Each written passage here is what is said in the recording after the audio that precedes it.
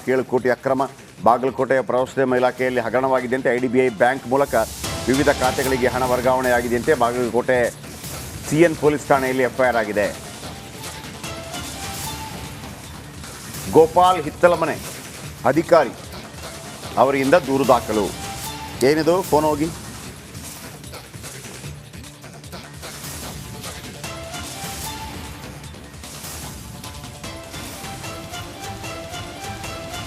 ಬಹುತೇಕ ಎಲ್ಲ ಇಲಾಖೆಗಳು ಇಂಥ ಒಂದು ಅಕ್ರಮಗಳು ನಡೆದೇ ಇರುತ್ತಾ ಅಂತ ಭ್ರಷ್ಟಾಚಾರ ನೋಡಿ ಶ್ರುತಿ. 3,65,000 ಕೋಟಿ ನಮ್ಮ ಬಜೆಟ್. ಹೌದು.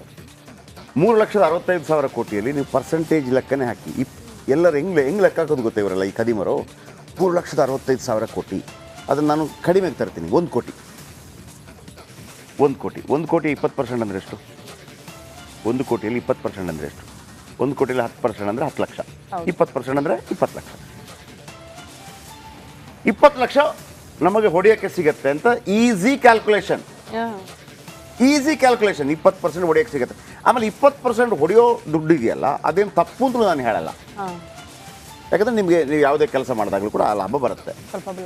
ನೀವು ಈಗ 3,65,000 ಕೋಟಿ 20% ಲೆಕ್ಕ ಹಾಕಿ ಎಷ್ಟು ದುಡ್ಡಾಯ್ತು? ಹೌದು. 1 ಕೋಟಿಯಲ್ಲಿ 20 ಲಕ್ಷ ಅಂತಂದರೆ 1 ಕೋಟಿಯಲ್ಲಿ 20 ಲಕ್ಷ ಅಂದರೆ 1 ಕೋಟಿ ಯಾವುದೇ ವ್ಯವಹಾರ ಆದರೂ ಕೂಡ 20 ಲಕ್ಷ ಕಮಿಷನ್ ಹೊಡಿತಾರೆ. ಆ 1 ಕೋಟಿ 40% ಬಂತು ಲೆಕ್ಕ ಹಾಕಿ. 1 ಕೋಟಿಯಲ್ಲಿ 40 ಲಕ್ಷ ದುಡ್ಡು ಹೊಡೆಯೋದು. ಈಗ ನೀವು ಲೆಕ್ಕ ಹಾಕಿ 3,65,000 ಕೋಟಿಯಲ್ಲಿ 20% ಅಂದರೆ ಎಷ್ಟು? 40% ಅಂದರೆ ಎಷ್ಟು? ಎಲ್ಲಿ ಹೋಗ್ತಿದೆ ದುಡ್ಡು? ಹಾಗಾಗಿ ಆ ದುಡ್ಡಿನ ನಂತರ ಇದು ನಡೆಯುವಂಥ ಭ್ರಷ್ಟಾಚಾರಗಳು.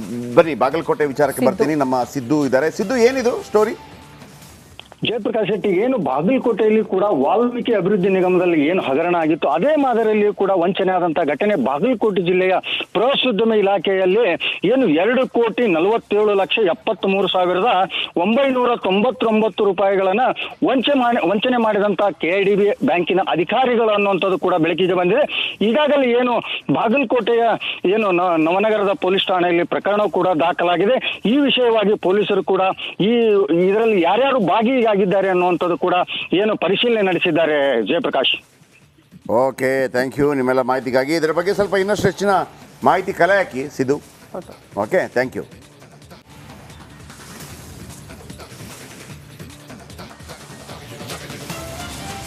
ನೀವು ಹೇಳ್ತಾ ಇದ್ರಲ್ವಾ 2024 ಅರೆಸ್ಟ್ ಅಂತ.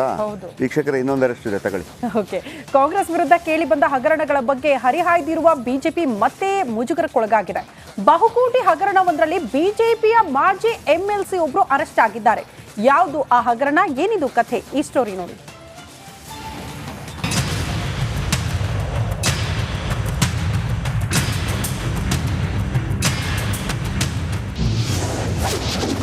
ದೇವರಾಜ ಅರಸು ಟರ್ಮಿನಲ್ ಹಗರಣ. ಬಿಜೆಪಿ ಮಾಜಿ MLC ವೀರಯ್ಯ ಬಂಧನ. ಬಿಜೆಪಿ ಆರೋಪಕ್ಕೆ ಕೈ ಕೌಂಟರ್ ರಾಜಕೀಯ.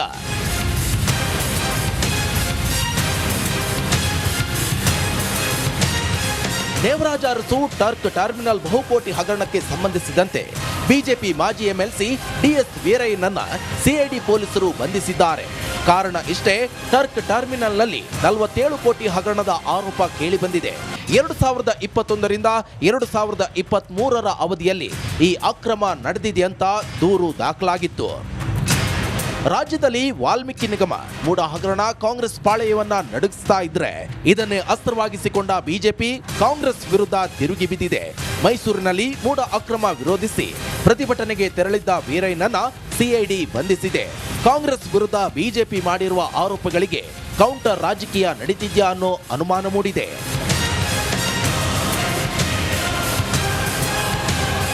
ಟರ್ಮಿನಲ್ಗಳ ದುರಸ್ತಿ ಹಾಗೂ ನಿರ್ವಹಣೆ ಕೆಲಸಗಳನ್ನ ಮಾಡದೆ ಹಣ ಲಪಟಾಯಿಸಿದ್ದಾರೆ ಅಂತ ನಿಗಮದ ಹಾಲಿ MD ಶಿವಪ್ರಸಾದ್ ಅವರೇ ದೂರು ನೀಡಿದ್ರು.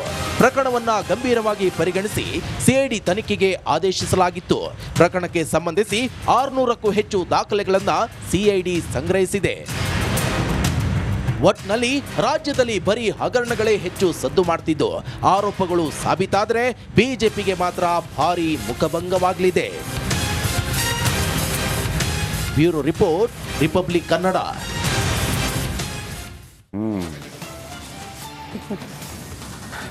ವೀರಯ್ಯ, DS ವೀರಯ್ಯ.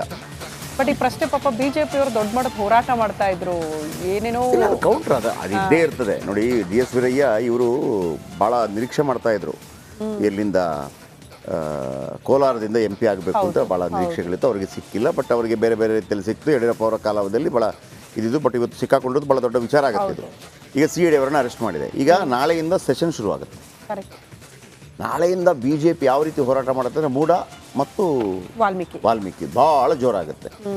ನೀವು ಜೋರಾದಾಗ ನೀವು ಈ ರಾಜಕೀಯದಲ್ಲಿ ಹೇಗೆ ಅಂತಂದರೆ ನೀವು ಅದಕ್ಕೆ ಕೌಂಟರ್ಗೆ ಎನ್ಕೌಂಟರ್ ಏನಾದರೂ ಇರಲೇಬೇಕು. ಈಗ DS ವೀರಯ್ಯ ಅಂತ ತಗೋತಾರೆ. ಅದಾದ ತಕ್ಷಣ DS ವೀರಯ್ಯ ಆಗೇನಾಗುತ್ತೆ, ಎದುರಿದ್ದವರ ಧ್ವನಿ ಕಡಿಮೆ ಆಗುತ್ತೆ. ಆಮೇಲೆ ಈ ಇದಿದೆಯಲ್ಲ ಮೂಡ ಹಗರಣ ಮತ್ತು ವಾಲ್ಮೀಕಿ ಹಗರಣದ್ದು ಈ ಮುಖ್ಯಮಂತ್ರಿಗಳು ಸದನಕ್ಕೆ ಹೇಳಬೇಕಾಗತ್ತೆ ಏನು ಅಂತೇಳಿ. ಭಾಳ ಚೆನ್ನಾಗಿರುತ್ತೆ ಅದು ಕೇಳಲಿಕ್ಕೆ. ನಿಮಗೆ ಇಂಟ್ರೆಸ್ಟ್ ಇದ್ದರೆ ಭಾಳ ಚೆನ್ನಾಗಿರುತ್ತೆ, ನೀವು ಕೇಳಿಸ್ಕೋಬೇಕಂದ್ರೆ. ನಾವು ಇಲ್ಲಿ ತನಕ ಮಾತಾಡಿದ್ವಲ್ಲ ಮೂಡ ಬಹುಶಃ ರಿಪಬ್ಲಿಕ್ ಕನ್ನಡದಲ್ಲಿ ಮೂಡಾದ ಬಗ್ಗೆ ಇಂಚಿಂಚು ಮಾಹಿತಿ ಕೊಟ್ಟಿದ್ದೀವಿ. ನಮಗೆ ಏನಾಗಿದೆ ಅಂತ ಗೊತ್ತಿದೆ. ಆಮೇಲೆ ವಾಲ್ಮೀಕಿ ಹಗರಣದಲ್ಲಿ ಏನಾಗಿದೆ ಅಂತ ಗೊತ್ತಿದೆ. ಈಗ ಕ್ವಶನ್ ಮಾಡ್ತಾರೆ, ವಿರೋಧ ಪಕ್ಷಗಳು ಕ್ವಶನ್ ಮಾಡುತ್ತೆ.